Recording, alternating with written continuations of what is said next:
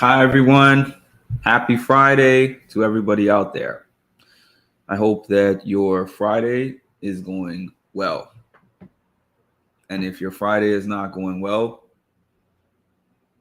you're still here, and there's a chance for tomorrow to be better. I hope that sounds like repetitive at this point because that's the way that I live. And that's just the motto that I have for life. If things are not going well right now, I'm still here. I'm still living and breathing. I still have a chance to turn things around. Hi, Andrew. How's it going with you today? Hope everything's going well.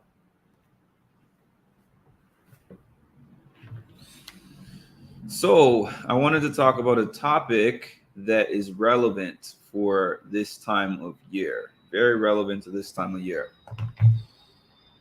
It is called, in short form, seasonal depression. Um, some call it seasonal affective disorder. I have a little thing about calling things disorders, but that's why I'm not necessarily a clinician and why I am still currently in the realm of mental health, but as a peer specialist. But I know that that's just the system and that's just the way that things have to be defined for certain purposes. But to give a little bit of information for those who don't know about seasonal depression, I found this from Mayo Clinic. In most cases, seasonal affective disorder symptoms appear during late fall or early winter. It's not exclusive to that, but that's when most people experience them. And go away during the summer days of spring, during the sunnier days, I'm sorry, of spring and summer. Less commonly, people with the opposite pattern have symptoms that begin in spring or summer. In either cases, symptoms may start out mild and become more severe as the season progresses. Now, the signs of symptoms of this may include feeling listless or down most of the day or nearly every day, losing interest in activities you once enjoyed, having low energy and feeling sluggish. That's a special of mine. I'm going to get through this and then I'm going to get to your comment. Having problems with sleeping too much. Definitely had that before. Experiencing carb cravings, overeating, and weight gain. That's another special of mine during the winter time, especially. Having difficulty concentrating, feeling hopeless, worthless, or guilty. Having thoughts of not wanting to live. That's an extreme one, but it does happen. This is such weird timing. I woke up today just weepy about everything and nothing. I'm sorry you're feeling that way, Trisha. Um, yeah, it can be tough. It can definitely be tough, and I think it's an important topic to go through. Now, what I will say is, if it is extreme for anyone, if it feels really extreme and unmanageable, what I'm providing is not something that is in place of going to a clinician and seeing a therapist if needed. These are just kind of practical solutions that have worked for me that I want to provide for you all. It's okay, it happens. I just need to focus on gratitude. Yeah, absolutely. Gratitude is important. Now, for me, everybody's life works in different seasons, I feel that some people have seasons that they thrive and some people have seasons that they struggle to push through. So for me, my favorite season is the fall, not winter, but I love the fall. I was born in the fall. I love the weather. I love the changing colors. depression is really debilitating for a lot of people. Yes, and it has been debilitating for me at times as well. Yeah, my best seasons happen to be fall and spring. Summer, I know some people really love summer. I'm not a fan of when the weather gets scorching hot, but I like spring and I like fall, and I just know that winter is not my season. So I wanted to talk about last year when I figured out a way to kind of flip it around a bit. I'm not going to sit here and say that you can take a season that's not yours and make it yours. Like if your favorite season is summer, there's nothing you can do that's going to make your favorite season winter. We're all just wired differently. I know that the seasonal depression affects a lot of people in the winter because of the fact that we get less sunlight and it's cold. So naturally, when it's warmer outside, also, we spend more time outside and moving out and about versus in the wintertime when it's really cold, all we want to do is just get under some covers and sleep. And when you're inside, you're not moving and you're depressed. That leads to things like overeating and stuff like that, indulging yourself in ways that you shouldn't. So what happened for me, everything begins and ends for me with exercise. And I used to just be comfortable with having a whole season where I'm like, I'm going to exercise still pretty regularly, but also minimally, especially when it comes to cardio. So I just have accepted now I'm definitely going to get less cardio in the winter than what I would get in the summer and spring and fall, because during those seasons I will exercise outside and I am not as motivated to do that much in the winter months. So that means that I had to specifically plan to make better decisions with my nutrition. Instead of just kind of saying, I'm going to eat better and I'm going to do better, I had to actually map out what better means, because I know that I was going to get less physical activity. So I think planning and goal setting is one of the biggest things that you can do during those months. And when you make the plan, put it in your calendar, put it in your schedule. If you don't use a calendar, we have these things. These smartphones can do everything. They can do everything nowadays. So very easy. Schedule an appointment. This is the day that I am going to this is the day and time I'm going to make my grocery list. This is the day and time I'm going to prepare the food. Get yourself some meal prep containers if you don't know what you need to eat. There's all kinds of information. You can find the information out there. There's books, there's the internet. If you need some help, you can contact a nutritionist. So that's one thing. Self-care items. Everything I'm saying goes back to scheduling. Schedule in at least one self-care item a week. And when I say a self-care item, I don't mean something that you normally do to take care of yourself.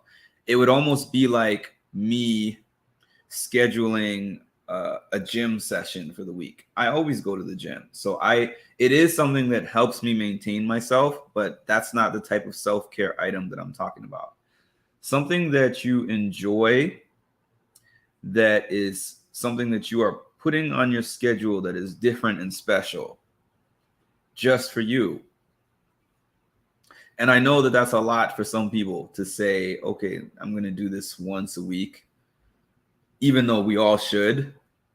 Maybe try once per month. Maybe it's like a class, a self-development class, something you don't normally do. Maybe it's a special trip to the spa or something. I don't know. Just something that you don't normally do, that you map out and plan out for yourself, that is exclusively just to make you happy and just to take your mind to a different place. So planning, scheduling out self-care items. A big one for me is affirmation. I take care of my mom while working from home, so I don't do a lot for myself. That's a great idea. And I can totally relate to that, Trisha. Unfortunately, for me, um, my dad's not at home anymore, but there was a time, not that long ago, as a matter of fact, a few months ago, that I was also working from home and taking care of him. So I definitely understand that when you have others that have needs and you are constantly thinking of those needs, and you can start to feel depleted. You can start to feel depleted when you're always emptying the cup, as I said in yesterday's talk that I did about emotional leeches, when you're always emptying the cup and into others and not filling your own. Hi Shai, how are you doing today? How's your Friday going? So yeah, to quickly summarize again, scheduling things in that you want to change, that you want to do better. Scheduling activities in general that make you get up at certain times, the same way you would do for a job, or the same way you would do for a parent in need, the same way you would do for a kid that's in need.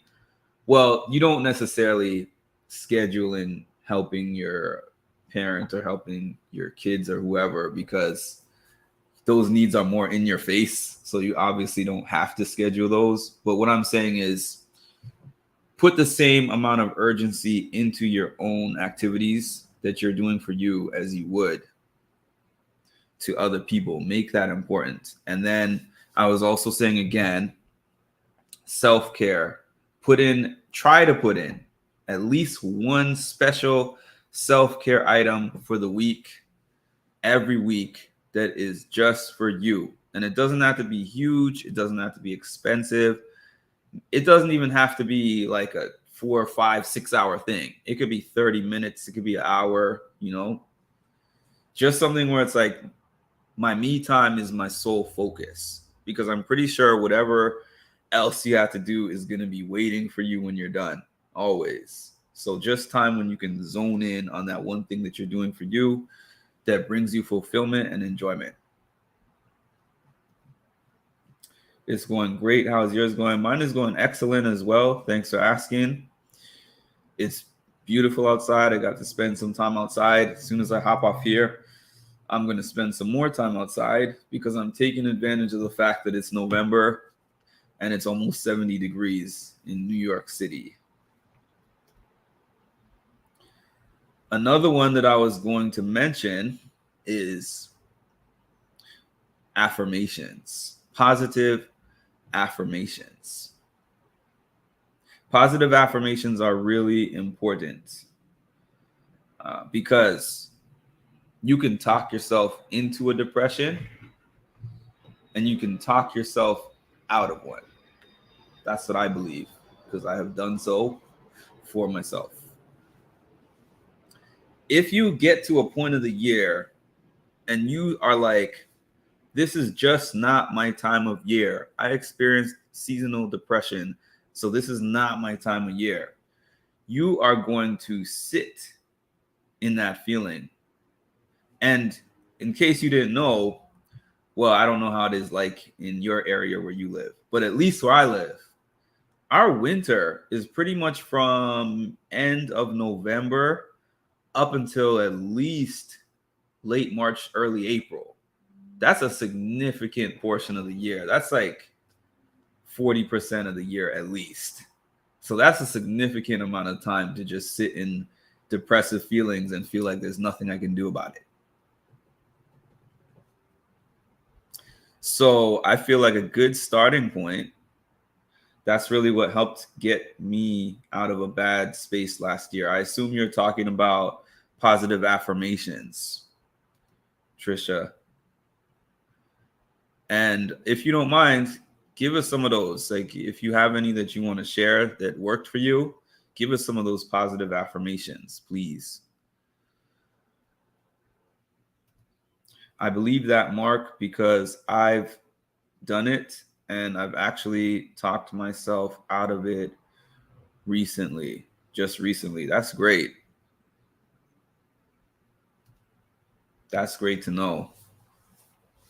It's like when you feel that you're defeated at something, you are.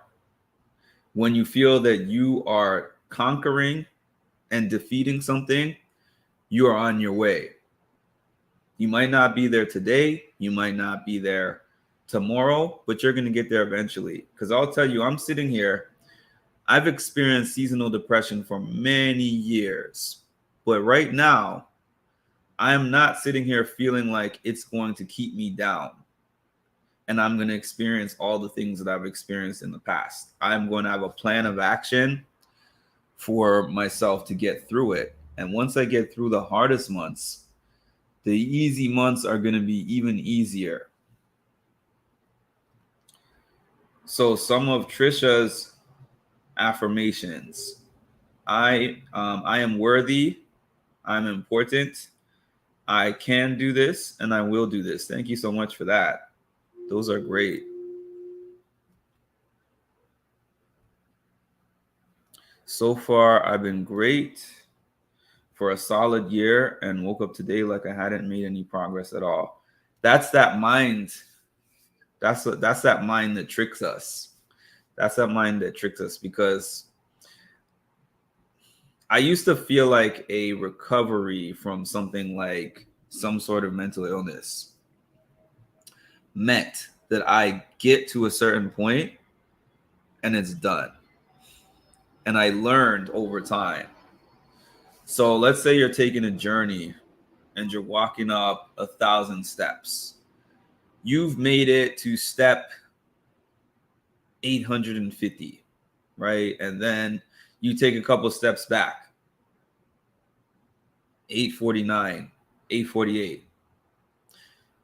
You have a tendency to kind of remember where you've been on step one, before step one, and feel like, man, what happened to all this progress?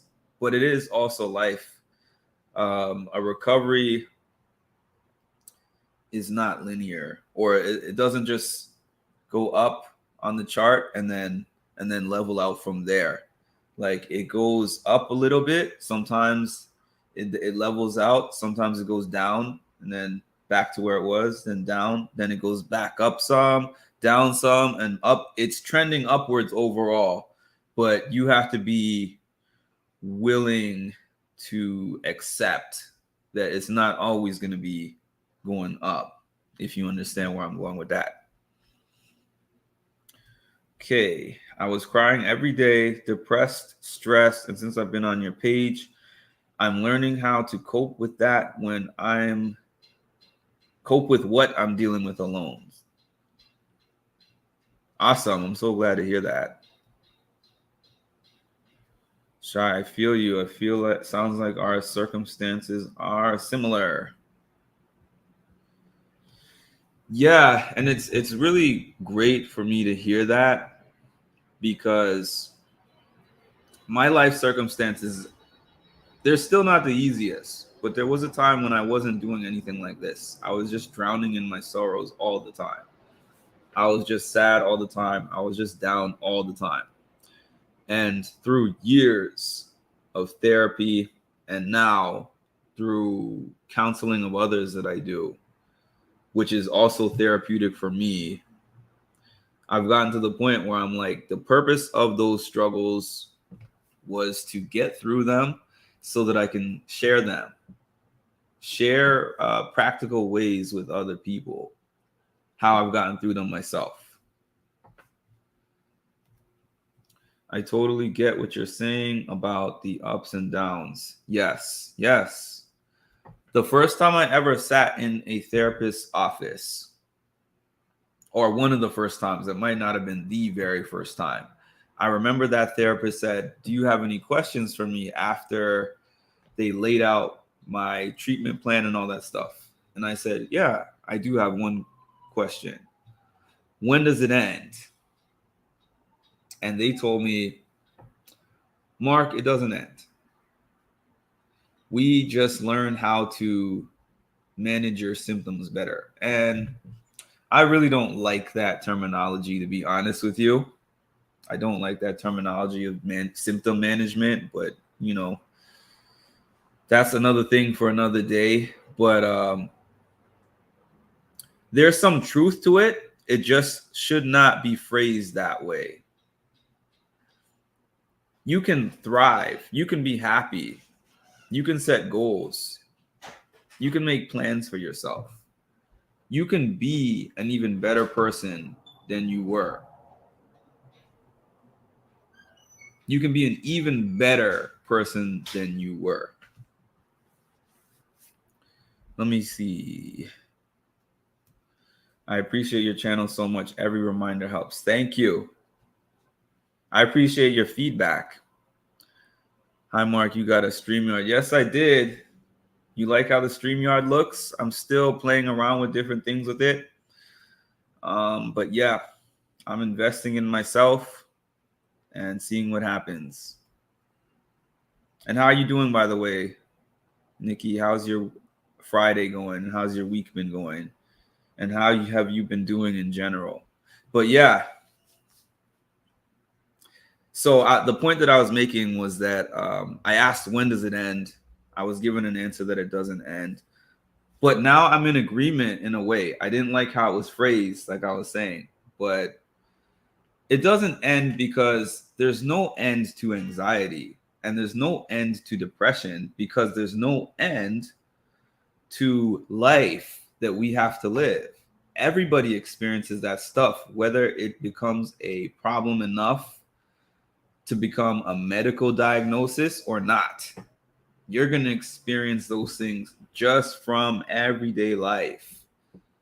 People experience grief. People experience trouble with relationships. People experience troubles at work. People experience financial stress. Things with their kids. There's so many different things that cause us stress in our lives that you can never say you just get the blueprint to never experience these things again. We just get to the point where our coping skills get better, where we can limit the magnitude. Let's say, like Trisha, let's say that you have a morning, you wake up crying, like you said, and your mind is just snowballing, racing thoughts, racing negative thoughts. There might be one point where you're at the starting point where you don't know what to do about those thoughts, how to resolve them. You don't know what to do, and they just snowball out of control, and then you're bedridden. And then you have to take care of your mom's needs. And maybe you do still take care of your mom's needs in between, but you're drowning in your sorrows yourself. You get to the point where you've gone through the steps to be able to figure out what's wrong and how to resolve it. So now when you experience that, maybe after you've cried it out a little bit, you stop and think and process everything and think to yourself, you know what? This feeling that I'm feeling is not necessarily real. My mind is just playing tricks on me and trying to drag me down. And you stop it at that point and start to return to normalcy faster. I'm good. TGIF, haven't had time to check out StreamYard myself yet. Oh, by the way, Nikki, anytime you would like to hop on, let me know, because it's very simple. I can put the invite link and you can hop right on. You don't have to be on camera or anything like that. You don't have to hop on the camera or anything like that. So let me know and I'll throw you right on there. We can have a discussion.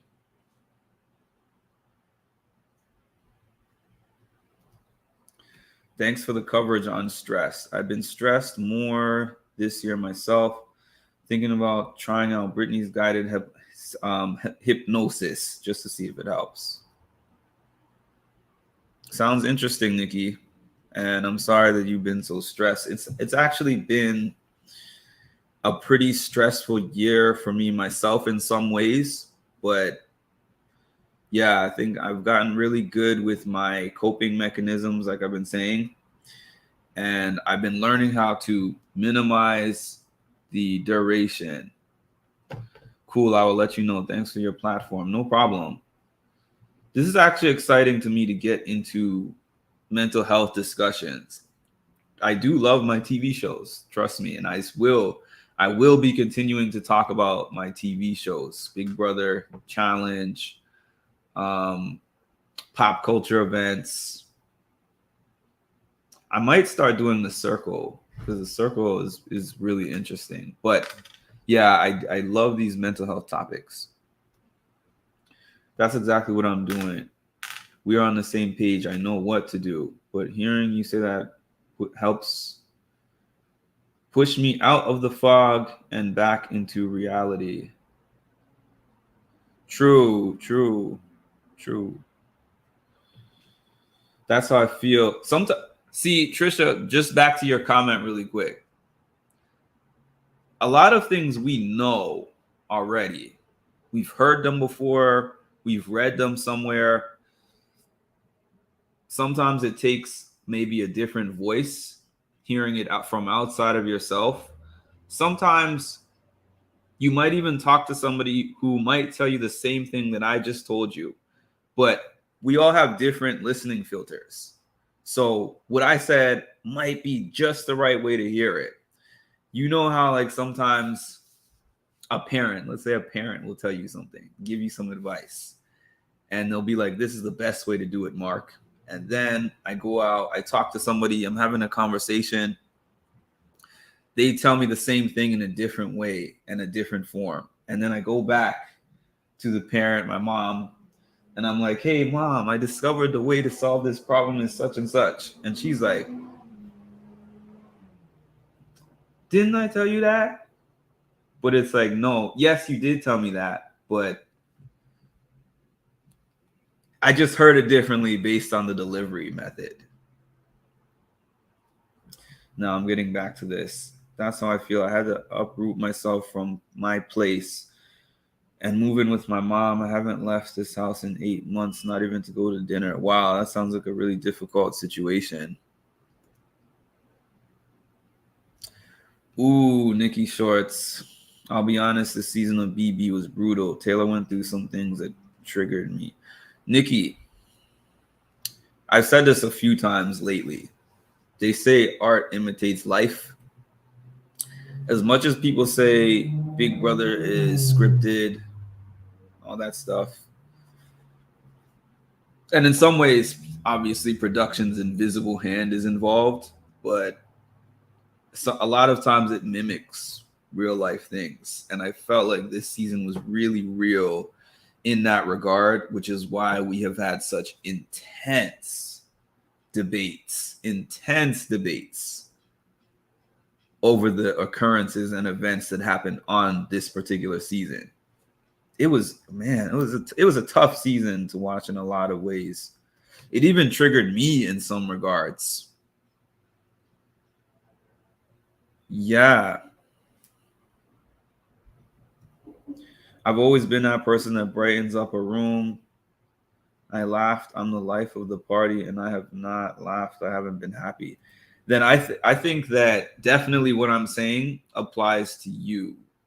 And if you are not in a position, I don't know and too many details about your situation with your mom. I don't know if you have respite workers that come and give you any kind of relief, or if that is available to you.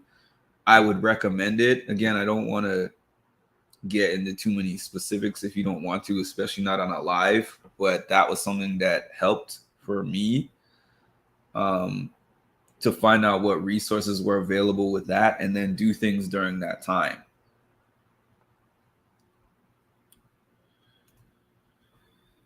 Indy's live triggered it all over again. Yeah,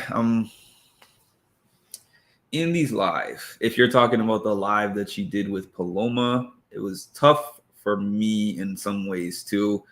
I'm not going to get all the way back into that because I have my reaction video to that. But yeah, when mental health starts to enter into the discussion, it's something I experience myself, issues with mental health. And also, I do that for a living. Like, I work with a lot of different people. So, I'm not even going to reference that at this point, but I hear you. I hear you. I'm not even going to reference that at this point. And you would know why if you've seen what's going on my page over the last few days. That's great, Trisha. I need to do the same thing. Did I miss something? I might have missed whatever you said, Trisha. Oh, I guess about pushing out of the fog. I don't know if I missed another comment.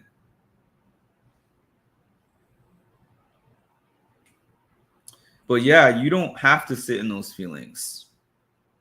Figure out ways to change the narrative of your life.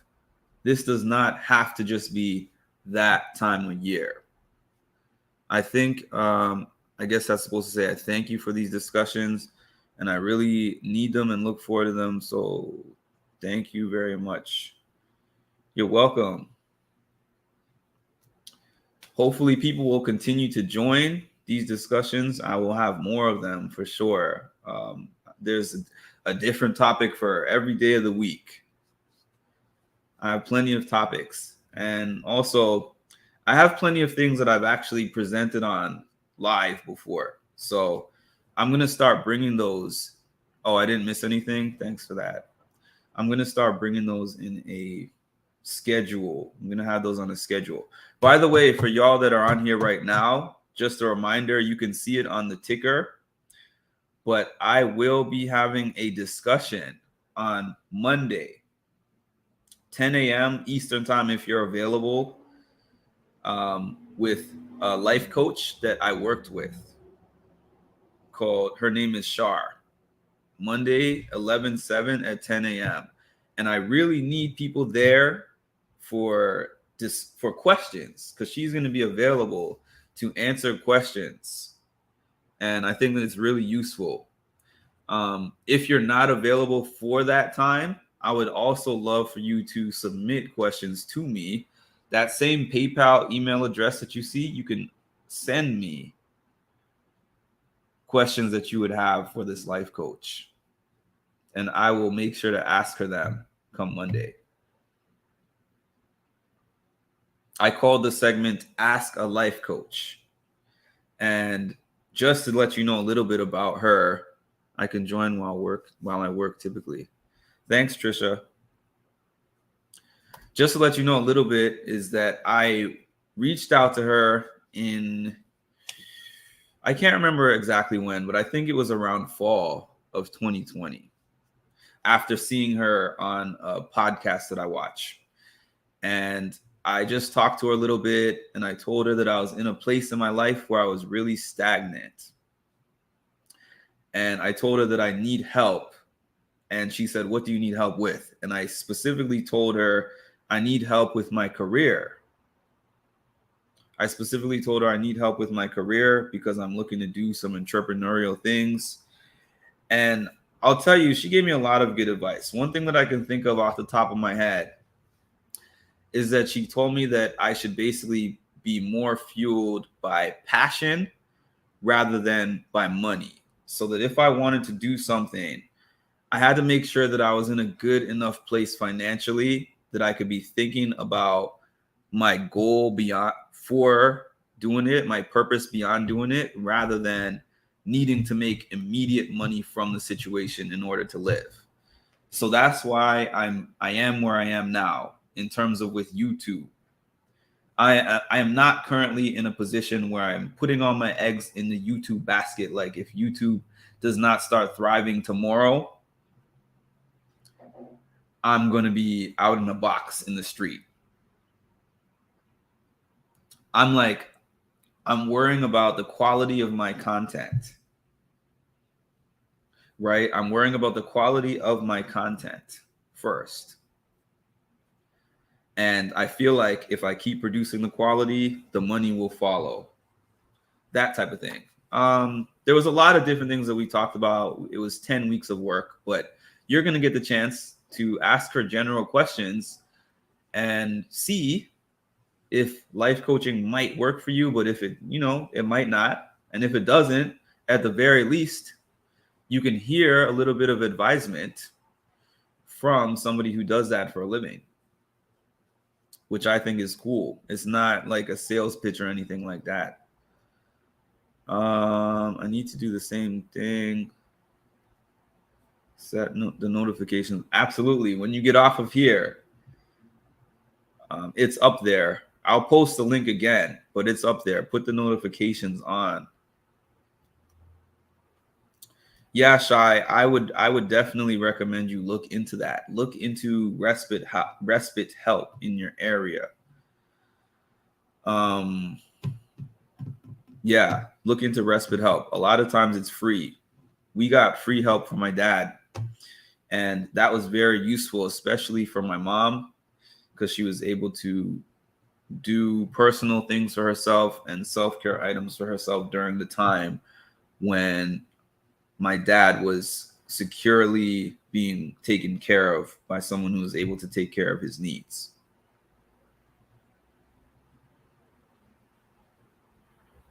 Yeah, so we worked on a lot of mindset things. And I wouldn't say everything that you hear me say is just because of her, because we just met in 2020. But I would say I had a lot of those tools in me already. And speaking with her and developing kind of a game plan helped me bring those things out. So unless you guys have any questions or comments for me, I am getting ready to head back outside. I really appreciate your commentary as always.